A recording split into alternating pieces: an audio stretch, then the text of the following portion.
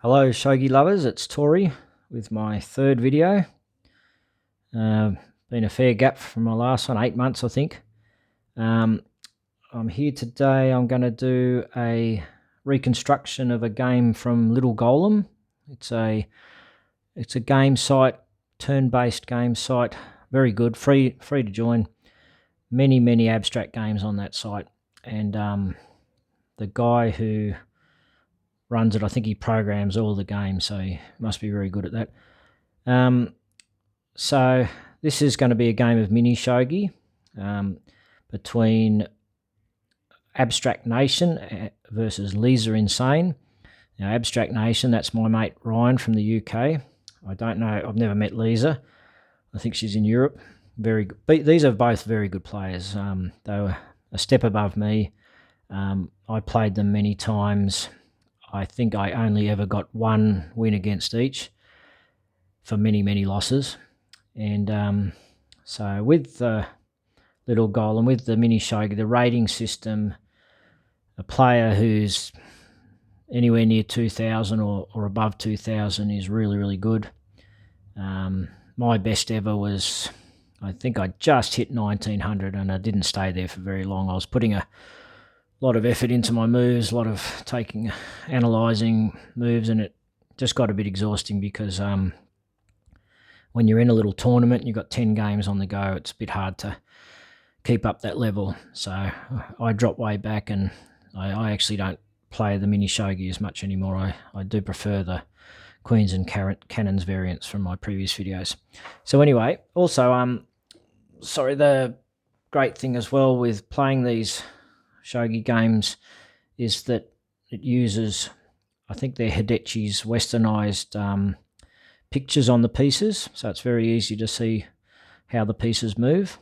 A bit like my idea with the many others have had the idea of having sort of like symbolized pieces that show how the piece moves. So, you know, the little lightning bolts are showing it can go as far as it wants, a bishop, and the dots are showing one move where the dots are. Okay, so I'll just set up the board. So Ryan's going to be down this end.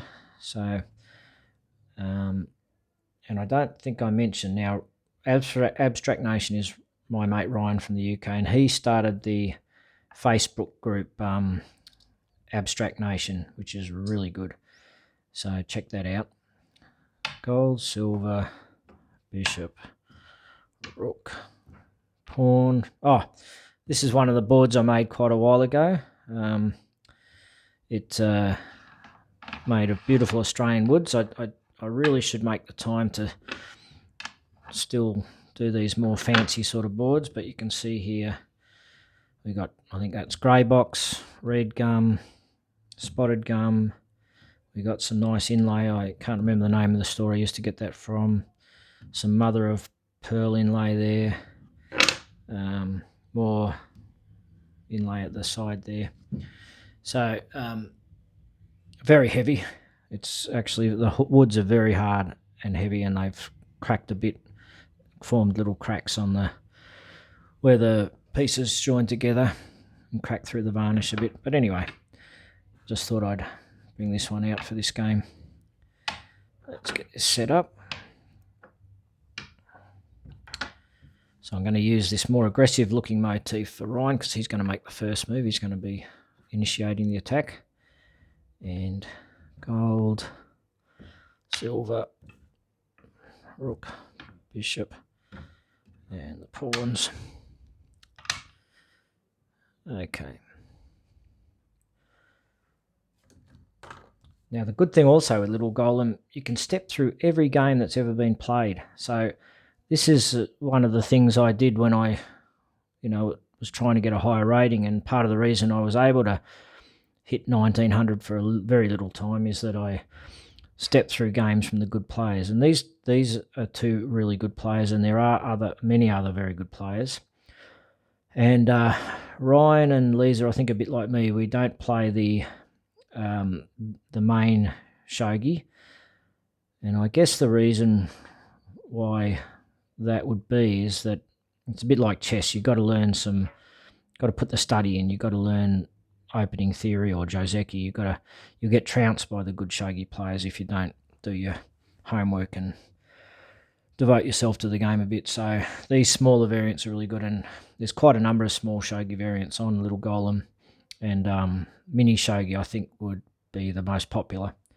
My queens and cannons, I would love that to go on Little Golem. So if the Little Golem boss is watching this, I would be happy to post him off a queens and cannons, a set of pieces, and he can see the rules on my previous YouTube video. And if he thinks it's worthy, I'd love to see it on there as yet another shogi variant to play. Anyway, so let's step through this game. So I've got the moves on my mobile phone here, and I'll just step through them. So we start with some pretty standard openings. So Ryan moves gold forward. Oops. And Liza does the same thing. Ryan moves silver forward. Liza moves it forward diagonally. And then Ryan is going to force an exchange early.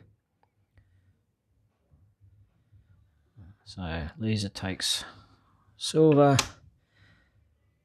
And then Ryan doesn't take it with his gold, he takes it with his bishop. So they've exchanged silver generals.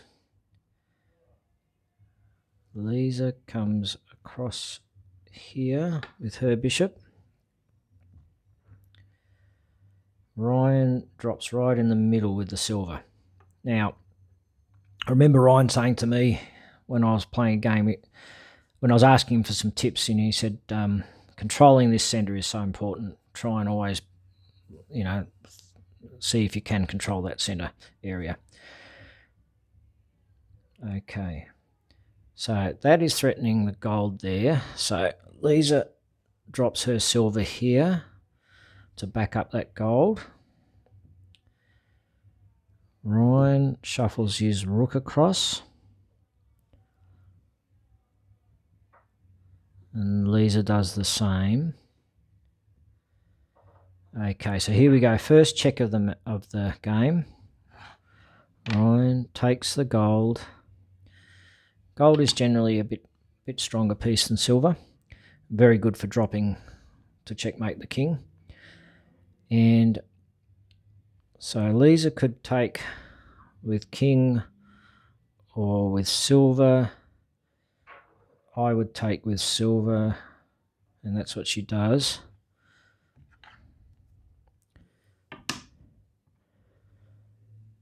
Now, let's have a look. What would Ryan do next? What would I do? I reckon he'll go for that central spot again. Let's have a look. No, silly me. Okay, this move here, and these are the moves that are different to what I think I would do, and these are the moves that I learned from, because this is why. And when you look at the rest of this game, you'll see that this is probably the most critical move of the game. Ryan said to me once when I played him, "You're too protective of your rook. You don't like to exchange your rook for things." And the rook, I feel, is a lot better piece than the bishop. And so in this case, I wouldn't have done this, but he's not scared to take that bishop. He knows he's going to lose his rook, but you'll see why this move is so important. So Liza is going to take that back, or take the rook with the silver. And look, it's all opened up here. And this is the strategy that Ryan saw. He's going to go and check again. He's going that middle square, which he loves. Silver can't get him. So another check. Liza will probably drop to defend, which she does. That's probably what I would have done. Drop a silver there. And another check. Checks again there.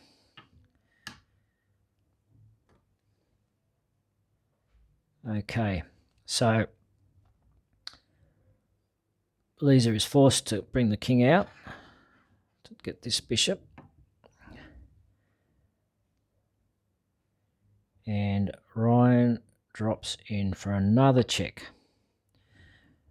Now, it's a very attacking game in shogi. You'll see that from here on in the game, I've stepped through this game already. Can't remember all the moves, but when you get the upper hand, it's important to keep that momentum going in mini shogi because the board is small, and you're best to be attacking. You're best to be checking a lot, and checking carefully, wisely. Okay, so a check here. Liza is forced here. Now, if you look here, she can't go back to these 3 squares. Any of these 3 squares, the silver drop is going to checkmate, protected by the gold there. So she will have to go here. Let's just see that she does do that. Yep. This is I've done this many a time. Call it a running king. Just run away, and sometimes it can be all right. When your king's got a lot of space to move, it can be tricky to checkmate it. And sometimes when you get right down here, the shogi pieces generally tend to have more power moving forward than they do backwards. So it can be a bit tricky when you get your king down to this last rank for the other person to checkmate sometimes. So let's see what Ryan does next. Okay. Takes the silver. So he's willing to exchange a silver for a gold. So Liza will take that. Yep. Oh, wait a sec. That was meant to go there. Yep. And then this is another good move. Okay. So he drops here, attacking the king and the rook simultaneously, protecting the silver with the bishop. Very good move. And Liza has to run away. Now, this is another important part of the game. What would you do? Are you tempted to take that rook? It's going to be a piece up, a powerful piece up. And when you're a piece up in mini shogi, it normally means you're going to have a big advantage in the game. But if you do that, you're going to lose. You're going to allow Liza to start counterattacking. That run of checks is going to end. There's been probably three or four in a row. I'm not sure. And look at these drops. She's got really good drops, possibly enough there to force a checkmate with those drops, sequence of drops. When I look at the game, this silver as a defensive drop would probably make it tricky to force a checkmate, but I'm not sure. I'd have to run through it. Without that silver drop, if Ryan took that, if this didn't exist, we'd have check. Ryan would have to go there. We'd have check along here somewhere, so there. And then I think that would be the end because moving there opens that up, moving there opens that up. So he knows it's too risky to take this. He wants to keep piling on the pressure. Okay, so let's see what he does. Yeah. Wait a sec, where am I? Yeah, he didn't take that, so, yeah, sorry, I didn't put that back in its right place, so that got me a bit confused. So now he goes here. Check again. What's that, 4 in a row? Protected by the bishop. Liza is forced to run again. He drops now. Check again. What's that, 5 maybe? And protected by the king. Not by the king, by the gold general. Oops, I pressed the wrong button. Okay. she could have run here or here. She runs here. And let me see. I think I can see what I would do. Let's see what he does. Yep, that was a move I was thinking of. Pretty obvious.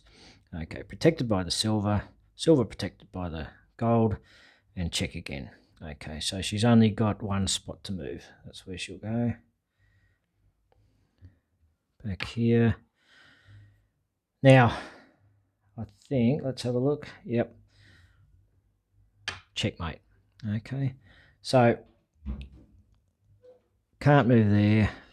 This is protecting this. Can't move there. Can't move there yet. Checkmate.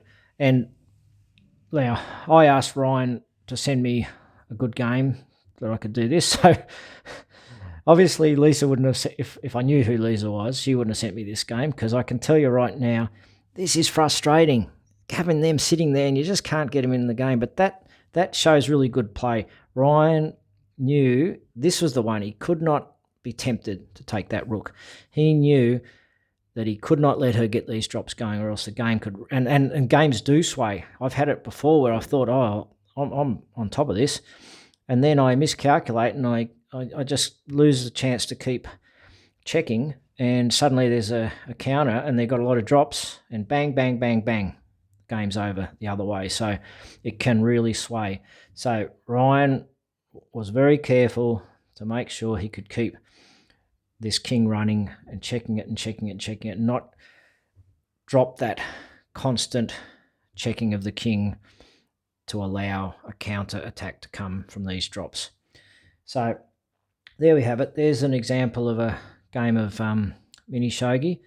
As I said, there's a lot of good players on the site. I don't know if I mentioned before, one of them is, he goes under the name Diamante.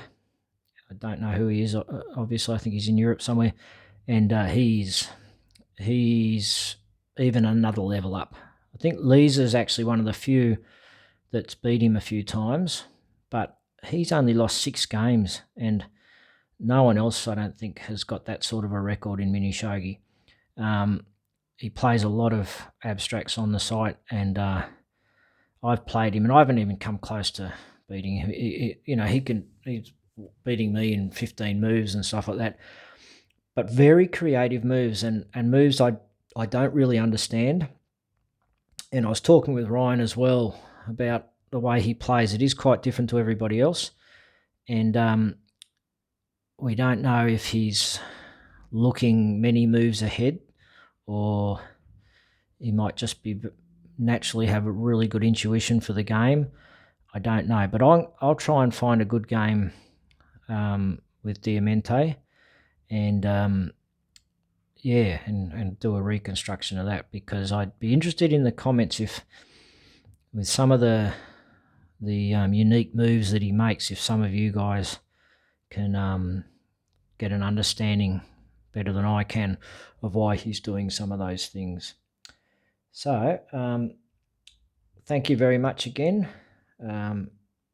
Up to double digits, 14 subscribers. So it's a big milestone. And I will try and upload a bit more regularly if I can. I used to put my phone on the tripod with rubber bands. I bought a little $14 adapter now, and that makes setting up easier, because that's the sort of thing that just sort of puts me off doing a video. Oh, I've got to find some rubber bands and do all that. So no excuses now. I will try and do some more videos. Thank you again, and see you all later. Bye.